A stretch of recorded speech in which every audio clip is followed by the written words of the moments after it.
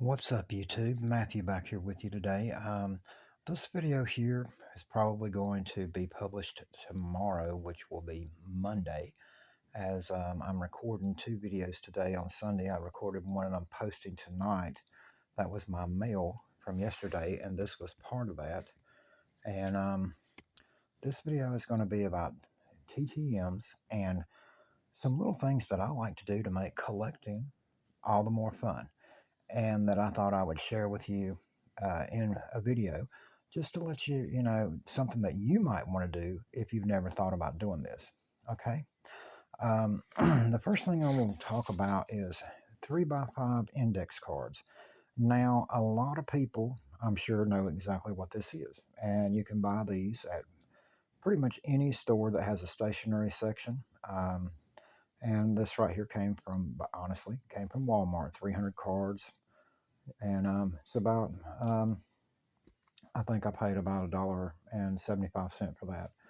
But at any rate, you can get smaller packs of them, places like Dollar Tree for $1.25. But this right here, when I first started collecting through the mail autographs and became an autograph collector, sorry about that, I see my camera had got out of focus. But when I first started doing it, I used to see people in a lot of the Facebook groups that I joined. They would be people listing these signed by players for sale, or talking about 3x5 index cards. And I would be like, why would anybody want a player's autograph on a 3x5 index card when they can, get it on a baseball card and it looks so much better, in my mind. And I thought, I don't know why anybody does that. Well, I never did it until one day. A guy was posting some, and what he had done is he had used his printer at home, and he had downloaded, or he had printed out little pictures of, like, let's say he wanted to write to, I don't have one to show, but because I haven't actually done it this way, but let's say you wanted to write to Rick Serenay. And what he would do is he would take, if he didn't have a baseball card like this particular card, but he wanted to write to him and get his autograph. Well, he would take, and this works well, like especially for older guys like that. Maybe you don't have any cards of theirs from the 70s or the 60s that are still living and signed through the mail. And he would do what he would do. He would print out a picture of their baseball card, but a smaller version, and he would put it right on the side, one side of the index card, and ask them to sign their autograph beside of the picture. And I always thought that was cool. He was able to do it and actually print it right on the photo, right on the index card. Now, I don't, like I said, I don't do that. I've never done that, but this is a tip that I do is I use stickers. And these stickers, if you want to know where I get them from, if you've collected very long, you've probably seen these before. Fleer used to put one of these in every single wax pack of baseball cards from the time that Fleer began selling, being able, got a license in the like 1981, started selling cards all the way, I think, all the way up until into the 90s. They always did the stickers, and Donruss did the puzzle pieces. Everybody had their little thing. Tops did bubble gum. But at any rate, I still was like, I don't know about these, but that guy doing that gave me this idea. Because over time, I had busted enough packs collecting rookie cards, different things from the junk wax era, looking for mint condition cards that I might could, possibly, get a 10 grade out of. And I had piles of these that were just sitting in boxes. I used to just throw these in with commons and sell a whole box or give them, whatever. A lot of times I gave several boxfuls of commons like this that weren't, with stickers like this that weren't much, to some kids that lived across the street a few years ago. But I mean, well, it's been five years ago now. But at any rate, these right here are some that come along since then. And what I do is, like you notice right here, three of these are missing. This is what I do is I use them like that, put them on the corner of the index card. But one of the things that I will tell you I started doing when I finally decided to give this a try was there was one guy that had made a post, and he said that somebody like me It wasn't me, but somebody in the group had commented on a post when somebody had a bunch of signed index cards. They were asking, they were looking to sell. Anybody wanted them, different prices depending on the players. And somebody commented, like something like me, like, well, why would anybody collect those when you can, get baseball cards, collect baseball cards that are actually autographed? And the guy said what he did, it served two purposes. He said, one, he said, like, if he was going to send, and like, if I was going to send, when I sent this card out to Rick Serenay, I did not send a 3x5 index card because I know already from the, collecting as long as I have, Rick Serenay will not sign but one card. If you send him anything else, it's not going to get signed. And if somebody tries to send him 4 or 5 cards, he won't sign anything sometimes. But at any rate, what I would do, let's say this was a different player that normally, was a really great signer. I would take, when I put this card in the envelope, along with my, uh, like the way you do TTMs is you get one big, longer envelope and one smaller envelope. You put the smaller one, self-addressed to come back to you with a stamp. You put it in the end with a card on the inside. Well, what this guy said he would do is put an index card with it, and you can see they're about the size of a PSA uh, card saver. You know, I call it that because it's what PSA would tell you, to put your cards in when you send them in to be graded. Well, that's not quite that big, but he would put one of these in with it. His claim was that it helped protect the card a little bit. It may help make the envelope that much more rigid, so that if something like that happened, it would be a little bit more rigidity to help protect the card from getting creased if the mailman gouged your envelope in the mailbox, whatever. But he said sometimes the players sign them these as well. Sometimes they don't, especially the old time players that played like back when Serenade played. They will often, they know that you're sending people send those looking to get them signed because back in the older days, like going all the way back to the, you can see find signed index cards on eBay of players that played back in the 30s and 40s where people were writing to them in the mail back then or to the ballparks and asking players to sign index cards. This was back when there wasn't baseball cards wasn't really a big deal, but back in the 30s or 40s, not like they are today or were, especially when I was a kid in the 80s. But they would send these by mail, and the players would sign these and mail it back to them. Well, I started doing that. Now I will tell you, a lot of players will ignore that, but they would mail it back to me with the cards that they or the card or the card or cards that I sent. They would A lot of them would sign it, the cards, ignore this, but a lot of players, especially if I'd only send one card, again, Sarah and I won't do this, but a lot of players will go ahead and sign this if you only sent one card or two cards. And then after I started doing that, I came up with the idea to do the stickers like this. And so it made it more fun. So this is Gary Niebauer. And if you don't know who that, I just grabbed a stack because I've got a massive box of these where I've been doing TTM so long. And I've been doing like this, but like this is Gary Niebauer. And whoops, I don't want to share their address. I'm sorry, necessarily. But right here, if you don't know who he is, he's a right-handed pitcher who played for the Atlanta Braves during the 69 through 1972 seasons, and again in 1973 after a brief stay with the Philadelphia Phillies. He was traded by the Braves to the Phillies um, and then the Phillies ended up releasing him, and the Braves picked him back up. But anyway, former Brave, and I got this on January 26, 2023 by mail request. Not sure how long it took because I don't write down, you know, the time it took me to get it by mail or the date. I don't write down the date I mailed it out. I just write down the date that I get it back in the mail. And but he signed that for me, and I put the Brave sticker on it after I got it back. And what I do then is there's a piece of cardboard backer, and I'm sorry, I know these addresses, you can find them on so many websites that I use that everybody can use, like SCF or sportscollectors.net, um, Star Tiger, but I just don't want a player get mad at me for causing people to write to them by showing an address in a video, or whatever. And some players do get mad about that.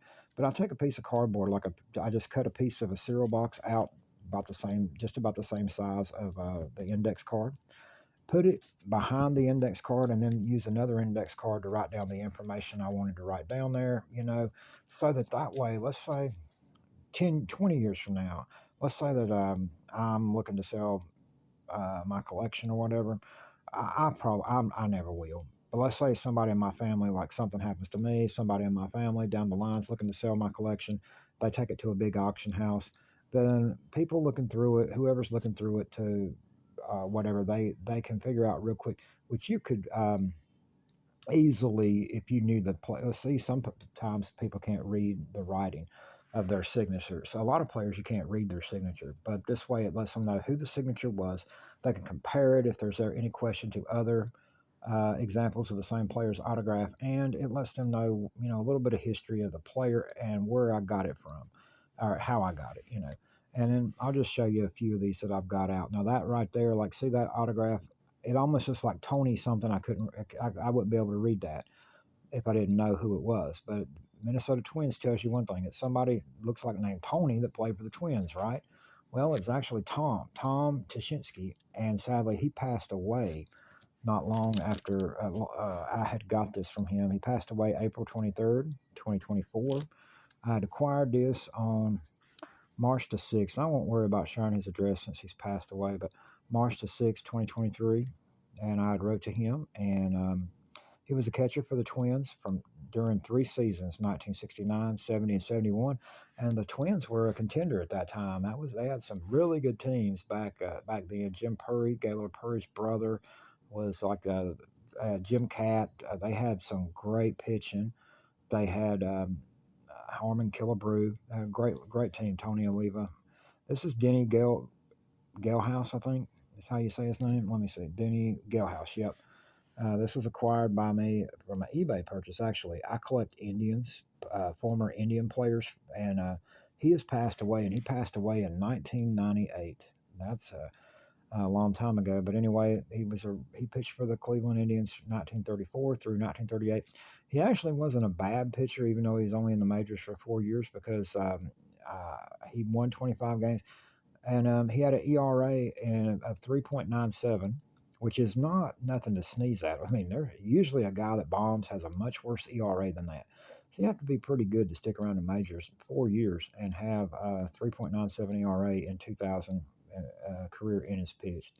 He ended up having a 15-year major league career, but he only pitched for the Indians for 4 years. He also pitched for the Boston Red Sox, I believe. But anyway, you can tell this index card looks older.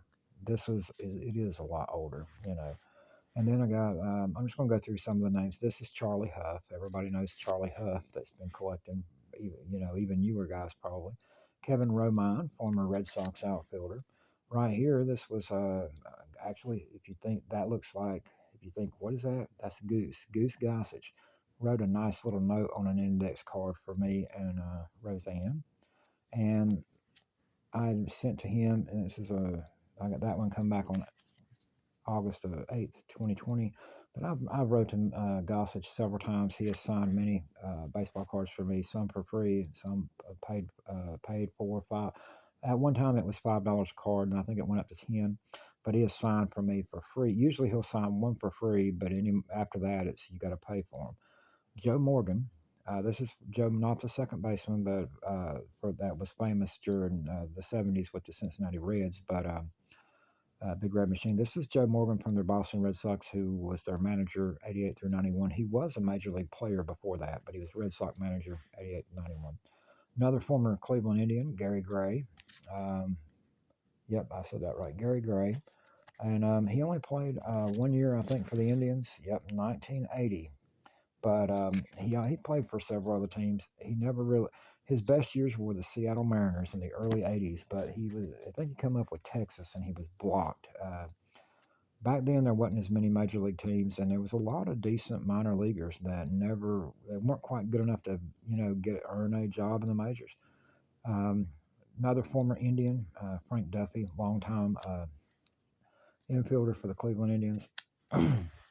um, Shortstop. I was thinking shortstop, but then I thought, no, wait a minute, it might be second base, but it's shortstop. Jeff Tackett, this is former Oriole catcher from the early '90s. Steve Foucault, I think is how he pronounces his name, Foucault. He was a pitcher for the Tigers at one time, mid 70s. He pitched for the Texas Rangers before that, and I think he pitched for another team as well. This is Tom Chopay, former Orioles outfielder in the 70s. This is a former MVP and Rookie of the Year, Fred Lynn, Boston Red Sox. He won Rookie of the Year and League MVP in 1975, and he was with the Red Sox from 74 through 80. He also played for the California Angels, Baltimore Orioles, Detroit Tigers, San Diego Padres.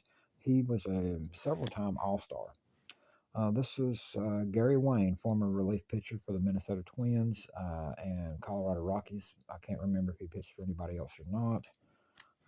Skip Gwynn, former pitcher for the Houston Astros. I think he actually made a brief appearance for the Atlanta Braves or somebody else. Bob Shirley, former Yankee pitcher, as well as a pitcher for many other teams. Tommy Helms, National League Rookie of the Year, 1966. This is Bill Sampson, former Montreal Expos pitcher from 90 through 92. Mike Bilecki. And see, another thing I do, like just to make it more fun, like that right there, he was the Pirates' first round pick in 1979, so I just wrote that on the index card and put a pirate sticker on it. It just makes it a little bit more fun. It makes the index cards more fun. And if you're going to write to a player anyway, and you're only sending a couple of cards or something, stick you an index card in there. It does, give your envelope a little bit more rigidity uh, to help protect it for the cards a little bit more. But if the player signs it, you just get an extra autograph out of it, and you can do something neat like this. This right here is Paul, I believe. Paul Mirabella. Paul Mirabella. He was a first round pick by the Rangers in January of '76. They used to have a secondary phase draft, and back in those days. This right here is Steve Rainbow Trout. Steve Trout, his dad was a former major league pitcher as well. This guy was a pitcher for a lot of years for the Chicago White Sox, Chicago Cubs, New York Yankees, Seattle Mariners, and but right here, 1982, this guy Steve Murrah, former pitcher, he won I think 12 games in '82 for the St. Louis Cardinals, and he's a member of their World Series championship team. This right here, I want to say Jeff Schaefer, but I'm not positive. Seattle Mariners infielder, 1992. Yep, Jeff Schaefer. Yep, Jeff Schaefer. Mike Kingery, Seattle Mariners. Uh, and Kingery played for the Royals as well as the Giants. I think even the Rockies. He was an outfielder for several teams. Another Yankee, former catcher Mike Stanley, former All Star. This right here, note to me and Roseanne. This was Joe Johnson, former Blue Jays. Yep, former Blue Jays and Braves pitcher. And for some reason, I didn't write down an address or nothing. I just wrote down when I received it and who it was. This is not that big a deal. Mike. I want to say Mike Christopher. Yep, that's it. Mike Christopher. He was a Dodgers prospect who ended up the Indians picked up in the early '90s. And this is Mike Mason, I believe, which is more or less just a little scribble. But yep, Mike Mason, Rangers first round pick in 1980. But anyway, as you can see, I do little things like that to spruce up the video. I mean, to spruce up collecting. It makes collecting more fun. It makes these nice little, instead of it just being looked at as a nothing more than just a standard index card with a signature on it, it makes it a little bit nicer piece of memorabilia. It's more fun to look at. I'll sometimes, like get out a box of these, just go through them and, look at the players over the years that I've got autographed, index cards from and how I spruced them up, and like I said, using these right here, they were just going to get tossed into a commons box and sold for just for next to nothing to get rid of anyway, or given to a Salvation Army or something, just to get them out of the house. So why not use them, make a use for them. Same thing with these. I started sending these, and this is the last thing I'll show you in this video. I realize this is getting to be about we're heading towards the 20-minute mark, but I'm sorry, I'm trying to use one hand here. And this one I'll show you while I'm getting these out. This is signed by Al Bunbury, longtime former Baltimore Orioles outfielder, a great player. Al Bunbury, one of my favorites as a kid. Um, and it's just an oil sticker. You might say, why is that in a screw down holder? Well, nobody really uses these old screw down holders anymore, and I had that, and I've got it right on the back when I wait a minute when I got the request back from Albert when he signed that card for me. What I done, I sent him a couple of cards, and I didn't. I was only sending him two cards. I threw this instead of a signed index card. I just threw that Baltimore Orioles sticker in the with the cards and asked him if he would sign that.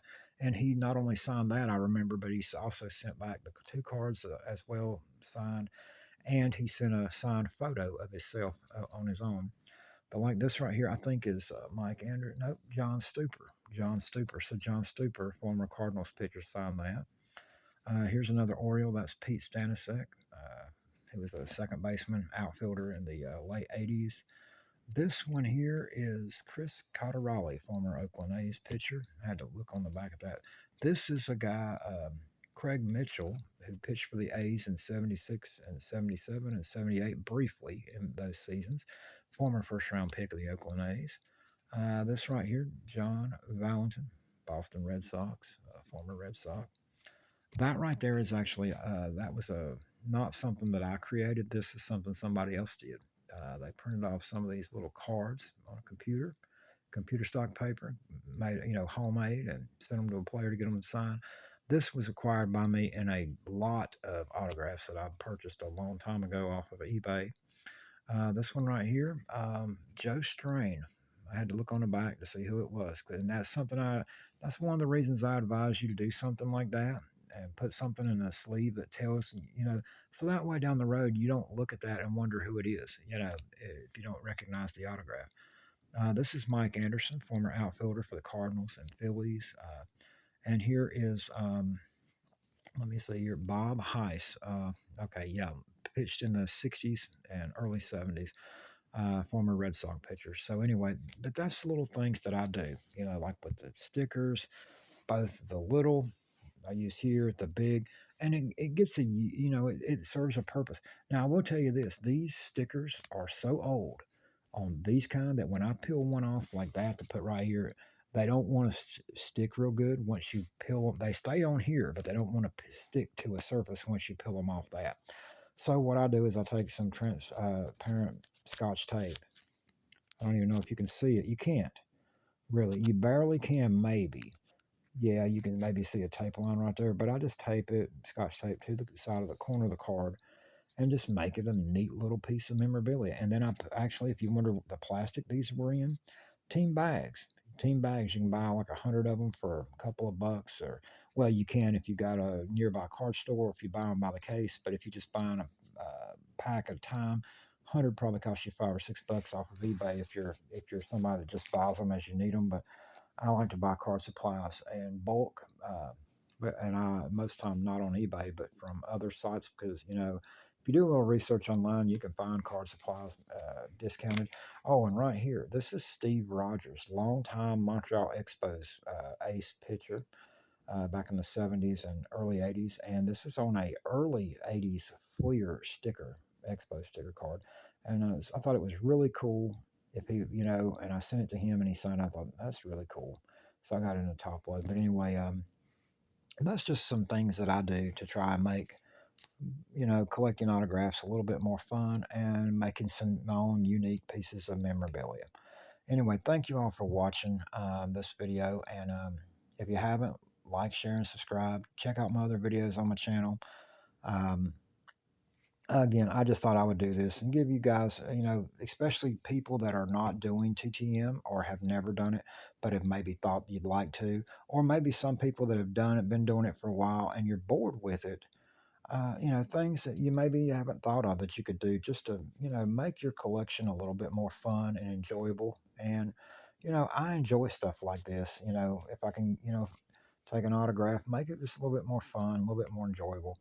And I don't know, that's just me, but that's what I do. Anyway, thank you again for watching. Be back again soon with more videos.